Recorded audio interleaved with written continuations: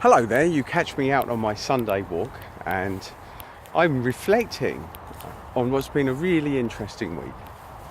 This week's been Mental Health Awareness Week and I was fortunate enough to go to some fabulous events around the issues and see the way that people are addressing these right now.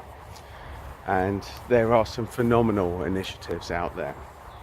And I think it's really important when people say mental health or mental illness or the lunatic gene, whatever it is you want to call it, I think everybody has the capacity to have an extreme mental health issue. It's just a case of circumstances in life. Maybe you haven't had a situation where maybe you've been kidnapped or held at gunpoint, so you haven't had to deal with extreme situations. But everybody has the capacity to do lunatic things or think lunatic thoughts.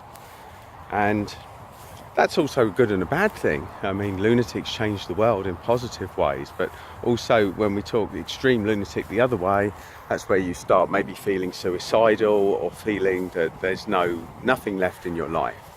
And anybody could get that. That could happen to anyone. And it usually happens because they don't have the right support network around them. They don't have friends that are able to deal with these things and to recognize the signs.